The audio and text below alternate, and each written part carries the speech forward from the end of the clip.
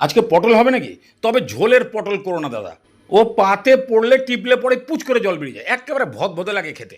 আরে না গো দাদা, আজকে তোমাকে পটলের যে আইটেম দেখাবো না, তোমার বাজার থেকে পটল তোলার নেশা হয়ে যাবে। পনির পটল, চিংড়ি পটল তো আমার দেখেছো, আর বানিয়ে অনেকবার খেয়েও নিয়েছো। আর আজকে যে আইটেমটা দেখাবো না, কালকে মঙ্গলবার আছে, পেঁয়াজ রসুনের তো 144 ধারা, পরশু দিন তোমাকে বানাতেই হবে একেবারে শর্টকাট রান্না, জম্পেস মার্কার টেস্ট। রান্নাটা খালি মন দিয়ে দেখো।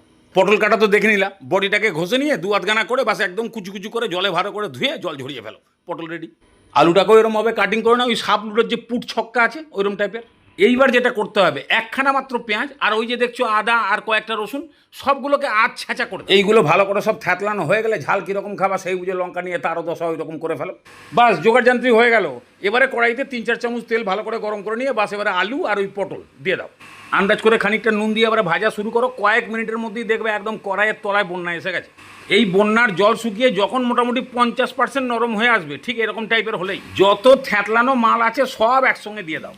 এর উপরে এখন হলুদ গুঁড়ো, জিরে গুঁড়ো, ধনে গুঁড়ো আর গ্ল্যামার বাড়ানোর জন্য কাশ্মীরি লঙ্কার গুঁড়ো সব কটা 1 চামচ করে দিয়ে এবারে ফ্লেমটাকে লো মিডিয়াম করে দিয়ে খালি ভাজতে থাকো। কি ভাবছো মশলা পেঁয়াজ রসুনের কাঁচা গন্ধ বেরোবে? ধুত তুরি, কাঁচা গন্ধ তো থাকবেই না, বরঞ্চ এর স্বাদ একদম বুর্জ খালিফার টঙে উঠে যাবে।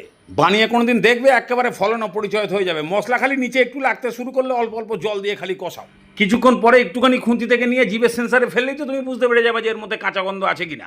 এতক্ষণ পর্যন্ত ইন্টারন্যাশনাল আলু পটল ভাজা হয়ে গেল। এইবার স্পেশাল বাঙালি টাচ দেওয়ার জন্য মুরগিকে আধার কার্ড দেখিয়ে 3খানা ডিম নিয়ে এসে ফাটিয়ে দিয়ে দিলেই হলো। এর মধ্যে সামান্য একটু নুন দিয়ে একেবারে ঘেঁটে ঘুটে ডিম ভুজিয়া বানিয়ে যখন এরকম টাইপের একটু শুকনো শুকনো হয়ে যাবে, এইবারে এমন পরিমাণ জল ঢেলে দাও যেন আলু পটল পুরোপুরি সেদ্ধ হয়ে গিয়ে একটু কাদা কাদা টাইপেরও হয়ে যায়। 1 চামচ গরম মশলা দিয়ে ভালো করে মিশিয়ে বাস ঢাকনা দিয়ে ফুটাও, সেদ্ধ করো। 5 থেকে 7 মিনিটের মধ্যেই জল ফল শুকিয়ে এইরকম কাদা কাদা হয়ে ঘেঁটে ঘ হয়ে যাবে। বাস নিয়ে যাও ভাত পাতে। যা একখানা সেন্ট পাবা না, মাছ মাংস ছাড়াই পুরো বাড়ি একদম গন্ধে ম ম করবে।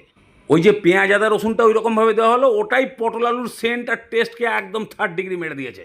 আর তারপরে তো ডিমের ফ্লেভার আছে, এক গাল করে মুখে পড়লেই জিভ একদম আনন্দের চোটে নেচে নুচে ঘাম লোল ফোল বার করে সব ভেতরে চালান করে দিচ্ছে।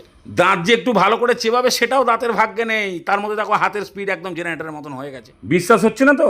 এইসব ঘটনা যদি তোমার সঙ্গেও ঘটাতে চাও তাহলে আলু পটলকে ধরে নিয়ে এসে এইভাবে বানিয়ে নাও, একেবারে হারে হারে টের পেয়ে যাবা, মারাত্মক লাগে।